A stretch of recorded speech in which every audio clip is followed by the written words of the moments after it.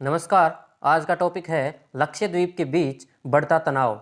यह टॉपिक राज्य व्यवस्था खंड से जुड़ा हुआ है। चलिए एक नज़र हम डायमेंशन पर डालते हैं जिसकी हम आज चर्चा करेंगे।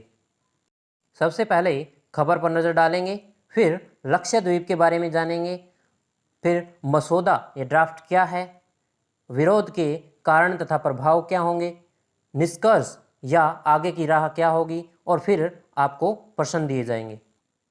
तो चलिए सबसे पहले हम खबर पर नज़र डालते हैं। दरअसल केंद्र शासित प्रदेश लक्षद्वीप में इन दिनों कुछ प्रस्तावित कानूनों को लेकर जनता में व्यापक आक्रोश चल रहा है। दरअसल लक्षद्वीप के प्रशासक प्रफुल्ल पटेल द्वारा लक्षद्वीप विकास प्राधिकरण विनियम 2021 का मसौदा जारी किया गया है, जिसको लेकर देश भर में कई बड़ी हस्तियों द्वारा भी इसका विरोध किया जा रहा है। पर्यवेक्षकों के मुताबिक यह नया मसौदा भूमि विनियोग से संबंधित प्रशासक को व्यापक शक्तियां प्रदान करता है। चलिए अब जान लेते हैं लक्षद्वीप के बारे में।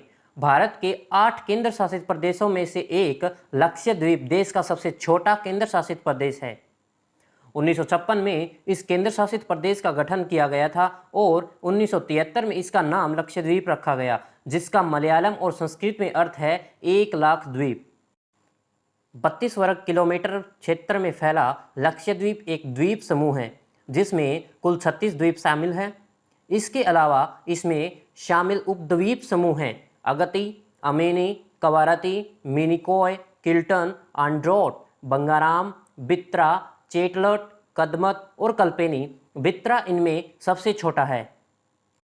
यह क्षेत्र आकर्षक तटों और हरे भरे परिदृश्य के लिए जाना जाता है। साथ ही यहाँ के प्राकृतिक परिदृश्य, रेतीले समुद्री तट, वनस्पतियों और जीवों की प्रचुरता तथा भागदौड़ भरी जीवन शैली की अनुपस्थिति लक्षद्वीप के आकर्षण को और बढ़ाती है। कवारती लक्षद्वीप की राजधानी है और यहाँ का सबसे प्रमुख शहर है। यहाँ के लोगों का मुख्य व्यवसाय मछली पकड़ना, नारियल की खेती और कोयर ट्विस्टिंग है। इसके अलावा पर्यटन भी यहाँ एक उभरता हुआ उद्योग है।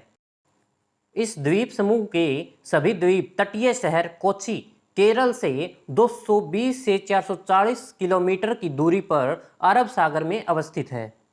दूरसंचार के मामले में केवल बीएसएनएल और एयरटेल ही लक्षद्वीप समूह को दूरसंचार सेवाएं प्रदान करते हैं। यहाँ निवास करने वाली संपूर्ण स्वदेशी आबादी को उनके आर्थिक और सामाजिक पिछड़ेपन के कारण अनुसूचित जाति के रूप में वर्गीकृत किया गया है। यहाँ कोई अनुसूचित जाति नहीं है।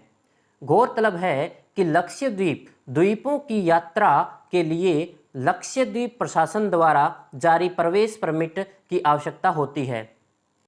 आइए अब जान लेते हैं मसौदा या ड्राफ्ट क्या है। हाल ही में प्रशासक द्वारा कई मसौदे पेश किए गए हैं, जैसे लक्षद्वीप पशु संरक्षण विनियम, लक्षद्वीप विकास प्राधिकरण विनियम, Lakshadweep prevention of anti social activities regulation तथा लक्षद्वीप पंचायत स्टाफ नियमों में संशोधन। प्रभाव में आने के बाद LDAR मसौदा प्रदान करेगा। भूमि विकास हेतु अनुमति देने तथा उसके प्रयोग पर नियंत्रण की अन्य शक्तियां एवं किसी योजना के लिए भूमि अधिग्रहण और विकास के संबंध में अतिरिक्त शक्तियां।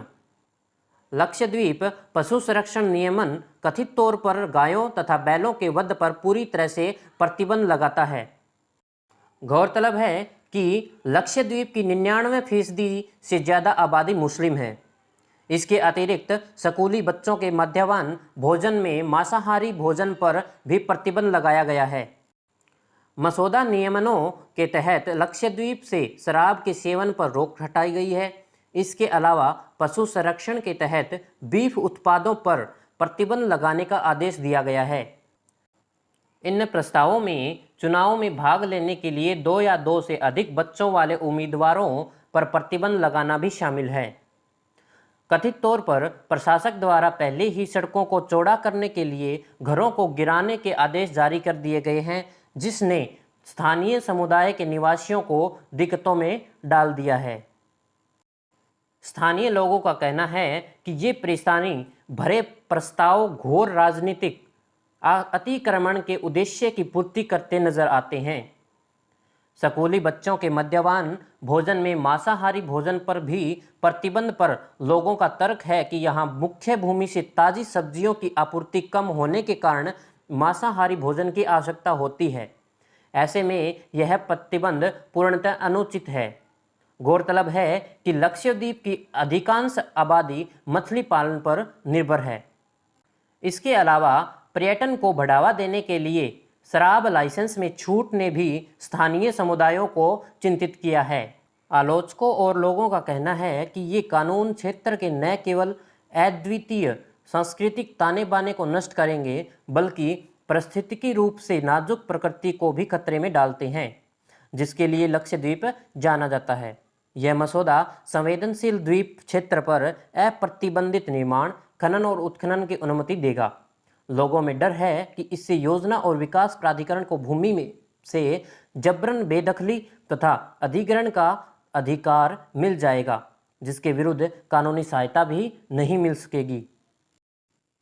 Lakshadweep prevention of anti social activities regulation अभिव्यक्ति की स्वतंत्रता पर अंकुश लगाते हुए अधिकारियों को 1 साल तक बिना कारण बताए प्रदर्शनकारियों को एक तरफा हिरासत में लेने की अनुमति दे सकता है। ध्यातव्य है कि लक्षद्वीप देश में सबसे कम अपराध दर वाला क्षेत्र में से एक है। इसके अलावा आलोचकों का आरोप है कि प्रशासक द्वारा तटरक्षक अधिनियम के उल्लंघन के आधार पर स्थानीय तटीय इलाकों के मछुआरों की झोंपड़ियों को तोड़ने के आदेश भी दिए गए हैं। एलडीए विनियमन को वापस लेने के लिए याचिकाएं भी दायर की गई हैं, जिनमें मांग की गई है कि कानून इस अधिकार के साथ ऐसी शक्तियां निहित करता है कि यह किसी भी क्षेत्र के लिए व्यापक विकास योजनाएं तैयार करने के लिए लोगों को उनकी इच्छा की परवाह किए बिना स्थानांतरित कर सकता है। यह न सिर्फ जबरन बेदखली का प्रावधान करता है बल्कि गैर अनुपालन की स्थिति में उन्हें भारी दंड देने को भी प्रावधान करता है। याचिका में कहा गया है कि द्वीप समुदाय एक घनिष्ठ समूह है जिसमें परिवार निकटता में रहते हैं। यह विनियमन उनके द्वारा पीढ़ियों से प्रचलित जीवन के तरीके को नष्ट कर देगा। पर्यवेक्षकों, नेताओं के अतिरिक्त कई मशहूर हस्तियां भी इनके खिलाफ एकजुटता से आवाज उठा रही हैं। ऐसे में कई दलों द्वारा लक्षद्वीप के प्रशासक को हटाए जाने और इन विनियमों को निरस्त करने की मांग की जा रही है। इसके अलावा आलोचकों का कहना है कि द्वीप पर कोविड-19 प्रबंधन प्रोटोकॉल में बदलाव करने से यहाँ पॉजिटिविटी रेट 60% के पार जा सकता है। ऐसे में जान लेते हैं कि आगे का निष्कर्ष या आगे की राह क्या होगी।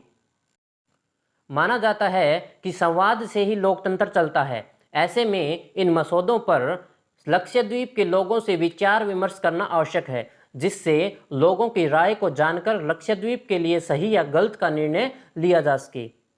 लक्षद्वीप एक हरा भरा और प्राकृतिक विविधताओं के साथ साथ मानवीय संस्कृति की विशेष धरोहरों को संजोने वाला क्षेत्र है।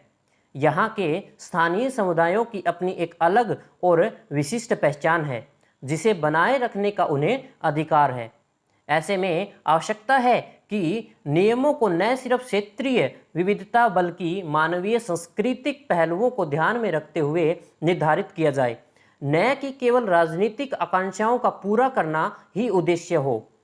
आलोचकों व स्थानीय समुदाय द्वारा इन नियमों को उनकी भौगोलिक सांस्कृतिक धरोहर पर हमला समझा जा रहा है, तो आवश्यक है कि लोगों को इन नियमों के अच्छे पहलुओं से सही तरीके से अवगत कराया जाए, जिससे वे इन्हें भली भांति समझ और परख सकें। तो आइए अब नोट कर लेते हैं आज का प्रश्न।